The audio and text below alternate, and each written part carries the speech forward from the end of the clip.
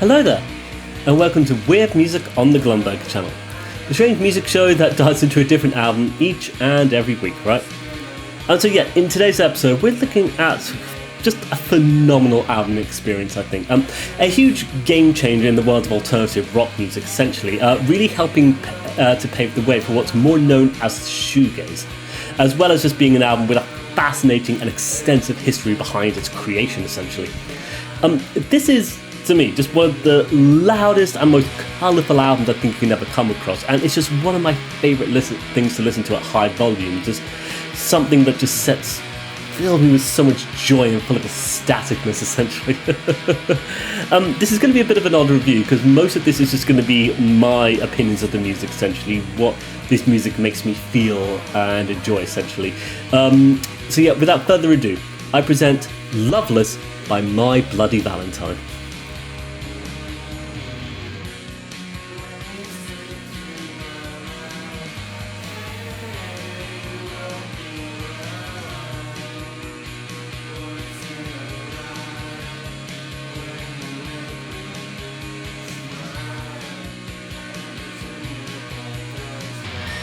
So, of course, who are My Bloody Valentine?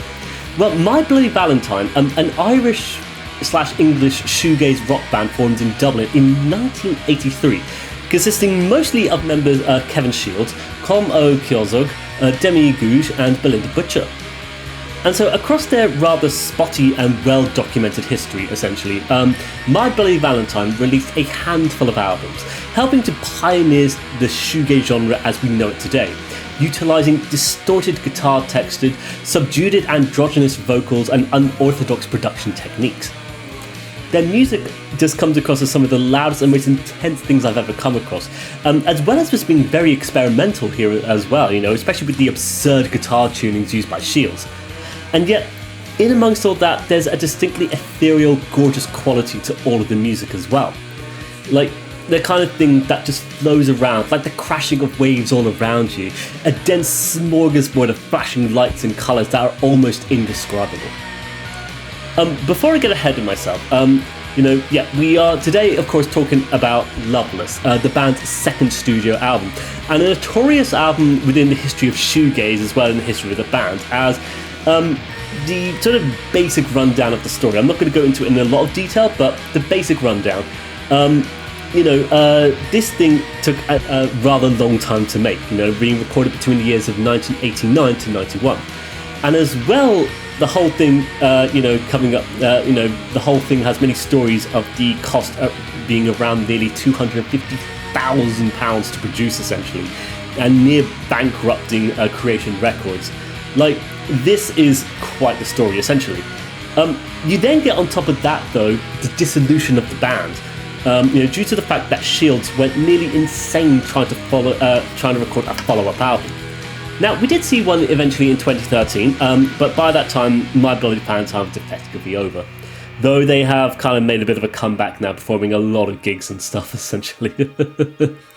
Now, I'll say here, there are tons of extensive video essays regarding the story behind the recording of this album, which is a truly fascinating story, I have to say. Videos such as The Story of Loveless by My Bloody Valentine by Behind the Music, or Loveless, How One Album Nearly Killed a Band and Changed Music Forever by Smashed Vinyl, and many more as well. Like, these are some great videos to go and check out if you want to know the story behind just this whole album, essentially. However, if you're watching this, then you just want to know somebody's opinion of the music itself, because a lot of people like to talk about the story, but on this show, I like to talk about the music, what it makes me feel and think, and the joy I get from it, essentially. So if that sounds like something you'd be interested in, then without further ado, let's talk about Loveless. So opening up with Only Shallow, a belter of a song that just starts at 11, essentially, maxed out effects and volume, and it doesn't matter how loud you've got it, because it's still demanding to be turned up even louder. Like, I just adore the noisy, chaotic storm that this song offers, just overloading with this incredibly beautiful clarity as well. Like, one of the heaviest things I think I've heard that isn't metal, arguably. and it's essentially just an album to drown out the world, essentially. Like, as soon as that opening riff comes in, the screech of guitars, the pounding of those drums, it's so beautifully overwhelming, made all the more lush when those dreamy vocals come into the mix. But I just adore that elation you get from that, though, and just how unrelenting the whole thing is, with how it just smashes you over the head with these pristine sounding guitars. Like, it just seems to just immediately pull you into this very dreamy world where light bends as you get pulled through this smorgasbord of sound and colours, essentially. Music's so intense that you have to turn it up even louder to go further into it all. But what an opener this offers, though, like this weird bashing ram of sad, sexy vibes as we're sung this story of, well, hooking up, it seems, in the lyrics. Weird, but it's so cool sounding. Just so bright and sunny with this amazing overloading sense of ecstatic joy, contrasting the rather bored and uninterested vocal performance, essentially. To talk about that, I believe the effect is from having the vocals being whispered, and then, you know, essentially expanding that sound, blowing up the volume of that. And it creates these really weird, airy vocals that are just such an integral part of the textures of this entire album, essentially. But as an opener, this is truly amazing, because once it seems to start, it just never seems to stop, though. It just keeps going and going, just getting just this roaring, ferocious ocean of sound, essentially. Truly amazing song, one of my favourite things, and such a perfect way to open up this manic album, essentially. So, our next track of Loomer, another blissed out overload of guitars, delay effects, bass and percussion as Butcher just whispers those vocals again. But what's really cool here about the vibe is how you just get thrown into this tornado with this lovely little guitar line just seeming to lie right in the middle of it all, one drenched in this brilliant level of distortion as it plays along.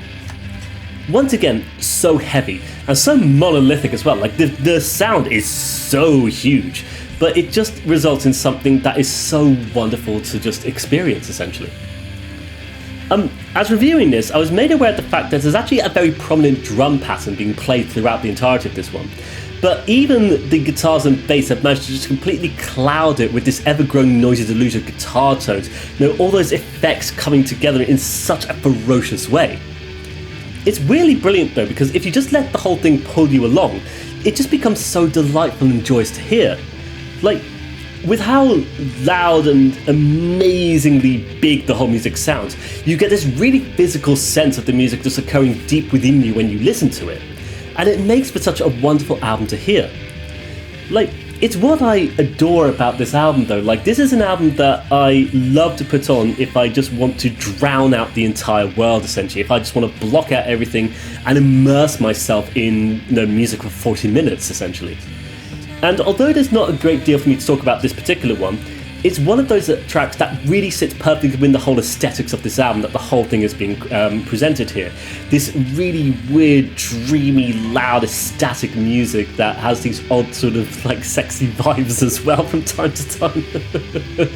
Like, it's so cool how My Bloody Valentine do it, but they make their music sound so amazing as a result.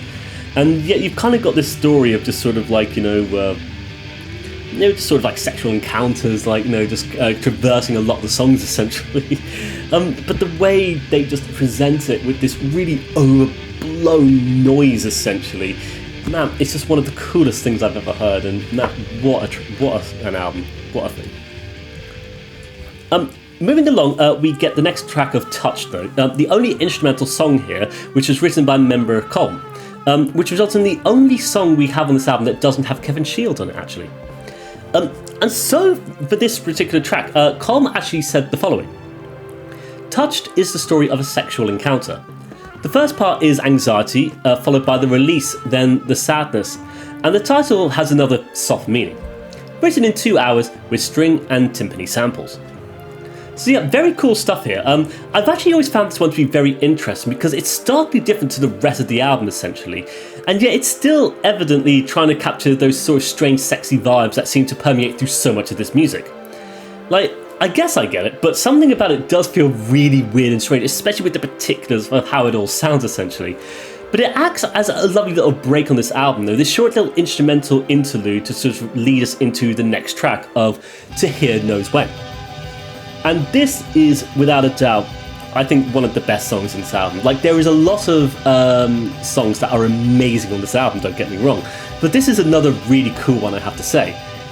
For this, you kind of get what I would describe as classic indie twee vibes, the way you sort of get the keys looping over and over these very dense, loud frequencies from those guitars that are kind of hovering in place with such weird levels of distortion, I have to say.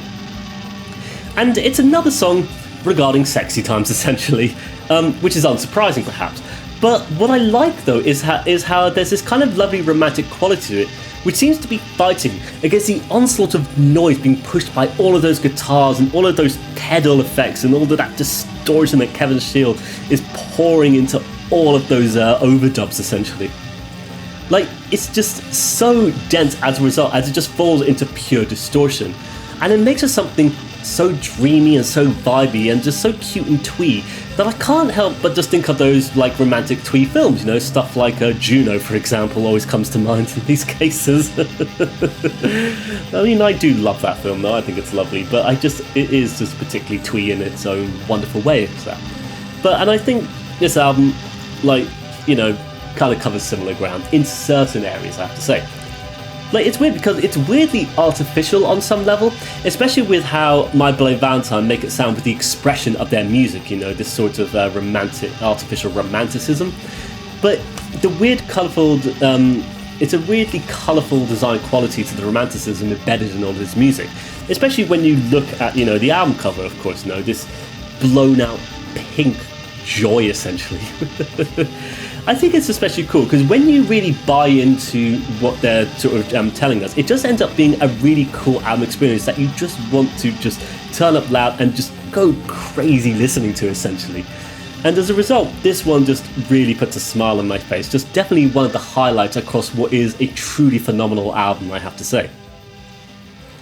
Speaking of highlights though, the next track, When You Sleep, this probably my favourite track on this whole album. Like, oh, this one just fills me with so much joy, I have to say. So this is another insanely loud banger that just sounds so cool from start to end. A perfect example of pure shoegaze music. You've got lovely oohing vocals in the back there, heavy distortion, a bass line that never stops before letting the vocals just take over these really wonderful frenetic vibes. And there is such a vibe to this one though, something you could just really rock out to and just start headbanging it along as you let the melodies travel through space-time, it feels. Like, it's so absurdly loud, especially with the many layers of vocals that have been poured on top of each other, but it's easily one of the most phenomenal performances on this album. To further discuss this one, website Genius actually tells us a lot about what went into this particular recording though. When You Sleep is often seen as the quintessential shoegaze track. Fuzzy, dreamy, noisy rock with a low vocal mix. As track 5 on Loveless, its sound, along with the rest of the album, was dominated by the ideas of lead vocalist and guitarist Kevin Shields, who wrote the entire song.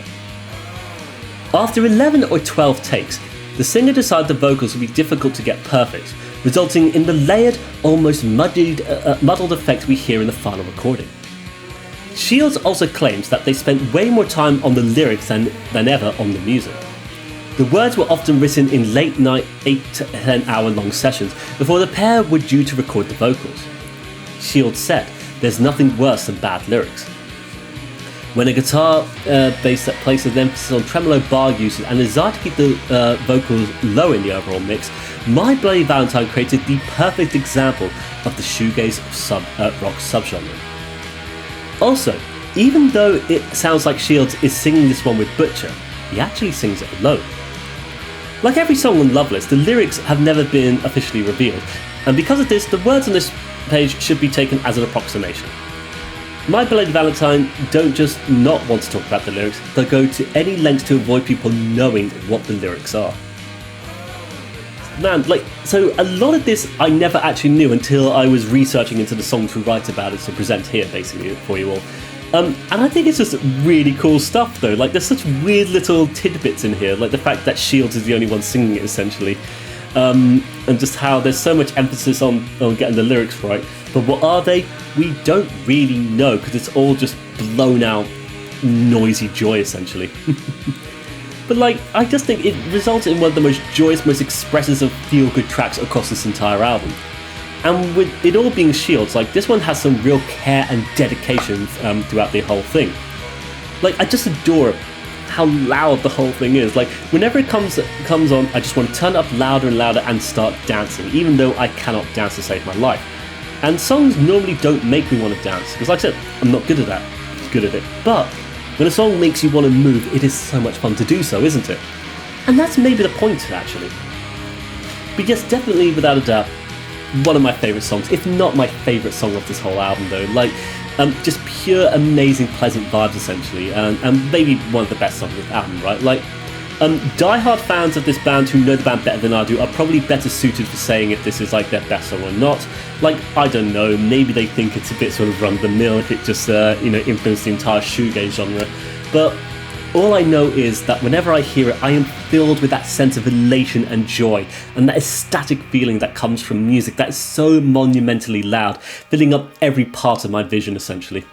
Like, a favourite of mine and something I always adore to hear, essentially.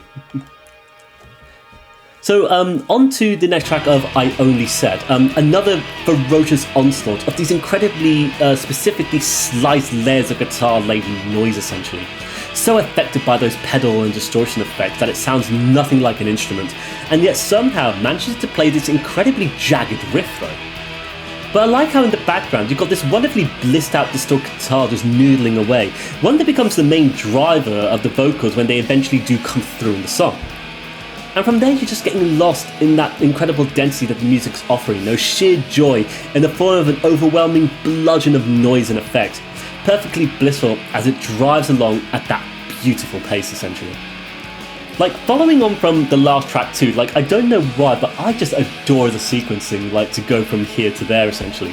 Because, like, by this point, you're just enveloped in the warmest layers of pure fuzz and distortion, pushed by the beats ever present in the growing storm of music, essentially. And you eventually just get so lost with all those strange musical layers, like, just sounding so wonderfully noisy and chaotic, and yet so clearly controlled as well. Like, it's one of the amazing things about My Bloody Valentine is how they can create such a cataclysmic storm of music, and yet they control it so well, especially on the albums in presenting it in a way that's so cohesive. Like, it's another favourite of mine, though. Like, I mean, nearly all of the songs have been favourites of mine in their own weird way. But it often comes up on albums like this, so ones that I just adore so much. But on this one in particular, I just can't get enough of that guitar tone when I hear it on this one. And it just becomes the main thing I'm drawn to whenever I listen to it, like, at least until you get those sections that repeat that opening once more. A distinctive layer of very strangely shaped notes. Music, though, that you can chew your way through with how thick it is. Like, man, amazing stuff. So moving along to our next track, we get Come In Alone. This is not one I remember all that much in context of the album, so we'll find out a bit more by listening to it and writing about it, it seems. I seem to remember that this one just sonically overloads you in that classic shoegaze sound, before becoming very chaotic in the end, maybe.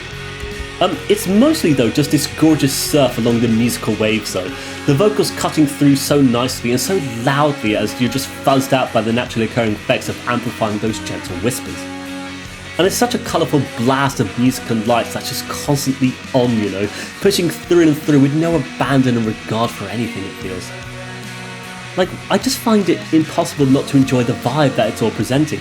And there's this oddly romantic, intimate sensation that the music has as a result of what the band want to creatively express here. And as a result, it's music that just literally wraps itself around you and hugs you in these warm layers of pure sonic noise, essentially. And as sonically overwhelming as it is, and as this whole album has been, it just becomes such a wonderful cultivative feeling at this point, though. Like, especially the more you progress along with it. Like, it feels like every song just starts to wrap you in that warm, overwhelming glow that the music offers, and it makes it such a wonderful experience as a result, though. But, like, truly amazing and awesome stuff. Another bliss out of wonderful proportions, essentially. Our next track, we have Sometimes.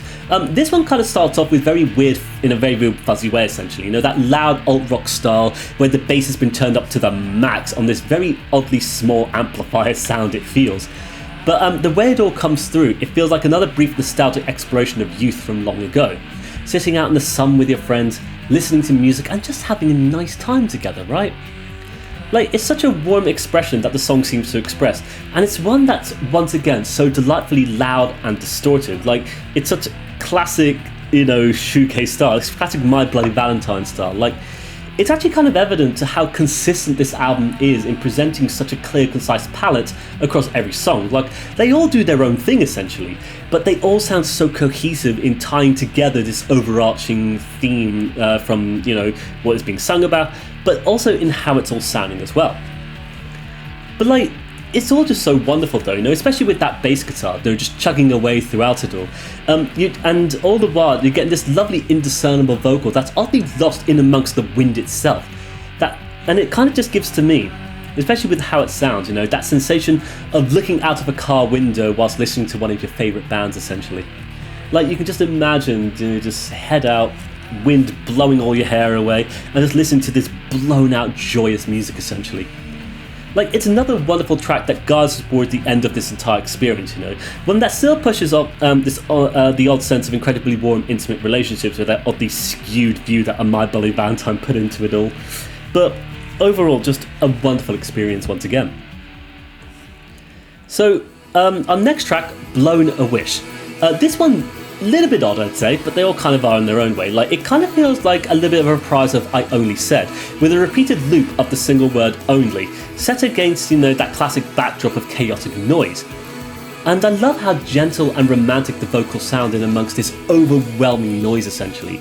Like, it kind of gives, to me, like, these sensations of a romantic lead of a film, dancing around in their bedroom, essentially, Like, yeah, the song itself doesn't, but to go back to the song, it does some very weird things from time to time, though. Like, certain instances of the guitar effects just coming through in the most strangest of moments, though.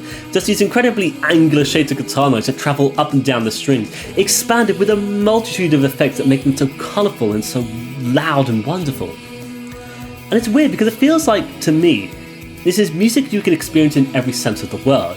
Like, it's music that it seems like you can see, feel, hear and touch, and maybe even taste, which makes no sense at all. But it's what I adore about it, though. It's an album that just seems to play on so many of your senses when you experience it. And it's what I adore, especially on this one. You really feel like you can just reach out and touch it all, whilst it's blasting in your ears, whilst you're just looking at the beautiful colours that the whole thing is presenting, essentially. And that you could just chew on the whole thing as well if you wanted to, and maybe even smell it. I guess it just smells like just warm summer's day to me.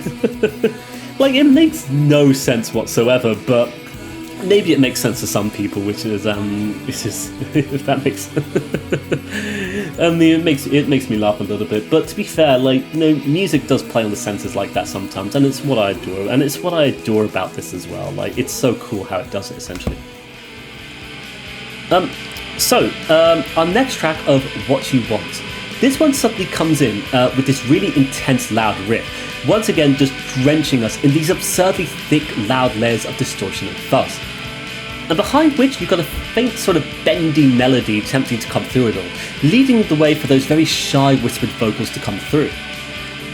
Like, I should say, it feels like it's taken quite a long time to get to this particular point on this album, listening to every single song in a row, essentially. And as well, with how loud and chaotic this thing is, very few tracks offer any respite whatsoever, with except maybe reference to the short instrumental track of Touch, right? But aside from that, we have very little time to sort of catch our breath, essentially, and it makes the whole experience as a whole very overwhelming the more it all occurs, essentially. Like, listening to the album from start to end, it just wants to be loud and overwhelming, whilst the songs just force their way through at this amazing pace, and it makes it very hard to truly comprehend the details of the more it all progresses, I feel, as we never get to catch our breath and, just find our bearings.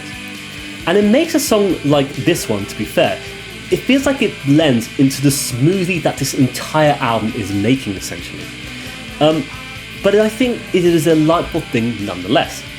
It's one that has this amazing vibe once it gets you moving and dancing, I feel. And there's something so beautifully oddly joyous about the music itself. Like, once again, that weird androgynous sexy time shoegaze vibe that blurs the whole image with so much distortion and loudness. Quintessential My Bloody Valentine, right? But what makes the band so exciting too is, they still, even though it's quintessentially them, they still throw in a couple little surprises here and there. On this particular track, in the final 15 seconds, you actually get an odd loop of, instrumentals caught with an array of effects, and it feels like the flickering of lights in front of your vision, essentially. As you kind of just fall back into the beautiful colours that the whole album offers, essentially. This seas of distorted, blurry pink that the album's cover presents to us. But weirdly enough, it becomes that respite that I was mentioning is so uncommon on this album, funnily enough. I never noticed it until diving into it for this particular review, essentially. And it was funny that I was writing about having no respite and then finding it in the form at the end of this particular track, though. But it's cool because it's kind of tucked away right at the end of everything, essentially, here. And it's a lovely little moment that makes our heads spin around in confusion as we try to take in the whole experience we've just undergone, which is ample time for the track to suddenly transition right into the final closing track of Soon. And here, you've kind of got a weird sort of maybe hip-hop beat, perhaps, a kind of lo-fi and faded out, but it suddenly comes in with a lot more force as the guitars just suddenly jump cuts to a fuzzy level of distortion all of a sudden. And you've got a lovely ascending bass line here, so much noise occurring all around you, giving us a maelstrom as we get one final dive into the fuzzy layers of, noise that's just occurring all around us. Just classic distorted My Bloody Valentine once more. But it's wonderful though, because I love the kind of mid-tempo rush this one gives us. It has that kind of slacker vibe you get, everything being sort of almost lazy and held back a little bit. But it also has that right level of push and drive that sort of straddles the line between being both underwhelming and overwhelming at the same time, which makes no sense essentially, as it kind of just jumps back and forth between these wonderful bassy grooves and really amazingly sick levels of distortion. I think it's without a doubt one of the best tracks we have off the whole album, essentially. Such an indulgent track that really just gets you wanting to move all around whilst giving you these lovely heavy instrumentals set against such dreamy vibes once more. And I think it's one of the grooviest things. It still perfectly fits in with that wonderful aesthetic that whole album has been offering from start to end. And it even ends on a loop of vocals and drums, and that same bass line as the guitar just continues that crazy distortion the whole time through. Before it all just tapers off towards the end, just leaving you all behind in this, wondering what the hell has just happened. An amazing song and a really amazing way to end this whole thing off. Very cohesive in just tying together the whole album, essentially. But such an amazing song as well. But what an incredible album this is, right? It's weird because on paper this is very unconventional in a lot of respects, right? Odd guitar tunings, distorting not just the instruments but even the vocals as well, and basically throwing everything into an industrial-sized blender and recording the mechanisms too, and somehow, in all of that, blasting out one of the most transcendental and angelic albums ever created. Loveless is an album that's so highly regarded by so many people, and numerous takes on the thing, many comprehensive dives into it, of course, as mentioned. But the point of my reviews is to present what I love personally about these things, and what I do love personally is just how it makes me feel when I listen to it. All of that noise and distortion just seems to fill up my body, lifting me out of time and place and transporting me to another realm entirely. My favourite time to listen to this album is usually when I'm commuting on the London Underground, funnily enough. The London tube system, to anyone who knows, is notorious for being so loud and overcrowded. And I remember when I used to live back in London, and I'd have to take the tube very often, especially to band practices, of course. One of the best albums to deal with the anxiety of all that commuting was to stick on Loveless, essentially. Something about the super loud distortion and noise just made the whole ordeal of commuting so much easier to deal with, and somehow overtaking the roar of the tube when it was diving through those tunnels as well. It's because this album itself, it truly roars at phenomenal decibels, and as a result it fills up your entire being with these colossal waves of weird distorted guitars, and as well, it has a blast doing so as well. It's why it's always been one of my favourite albums, because I love listening to it, I love how it makes me feel, and it's an album that's been there for me when I've really needed it as well, and something that I enjoy listening to whenever the time feels right. I will say here, it is an album, as we know, that is certainly wrapped in a sense of mystery and intrigue. Like the story of Kevin Shield pretty much single-handedly constructing the album so meticulously, and the point of nearly bankrupting the record label as well as driving himself insane is certainly enigmatic in its own right. And as mentioned, there's much better channels to go through the whole story of this, because I've always been one to kind of write a video essays on what I love and feel about the music instead of really like the stories behind all these things, which is a bit of a flaw, but it is what it is. But it should be said, it is kind of hard not to remove the story from this album somewhat though. Like, to me, it kind of falls a little bit under the same category as Yankee Hotel Foxtrot by Wilco, where behind what is a spectacular album is a spectacular story as well, one that is historic as the music itself. And I do think the bombastic and overblown nature of the entire creation of this album is certainly led it to be highly regarded by so many, and thus for other people, those not interested in either story or the music, it will just come across as loud, uninteresting noise essentially. It's certainly the case for their live shows actually, where My Bloody Valentine will assault the audiences with colossal walls of noise, which according to a co-worker of mine was not something she cared for much at all. But it's weird because for me, it kind of captures for me the sense that My Bloody Valentine write both the most accessible and inaccessible of music. Something that can be so easily enjoyed by many, despite being so experimental, and yet too much for other people as well, which I understand though. I get where people are coming from when they say they don't like it, of course. But it's what I think is really cool though. Like, there's so much behind this album, this band and stuff, and the music they create. But at the core of it is just some really cool people making some really cool stuff. And it's really cool as well, like, I like that as a band they lean more towards their experimental roots, essentially. Like, whatever is going on here is very weird, but whatever it is, I'm a huge fan of it. And this album is one that elates me to unexplainable levels, essentially. It's a bit of a nonsensical tangent there, but something I thought would sort of tie together this album review a little bit, but maybe not quite, it might have just sent it further down, actually. So I think with that, yeah, it's probably best to just come to the end of our episode of Weird Music there. Loveless by My Bloody Valentine. One of the best albums to come out of Ireland, right? Like, as mentioned, so much hype around this album. Certainly incredibly revered. I guess, though, I'm just on that side of the spectrum that just truly adores this from start to end. Like, when I listen to the songs, like Only Shallow, for example, I find myself amazed at the colossal volume of noise that the band starts everything off with.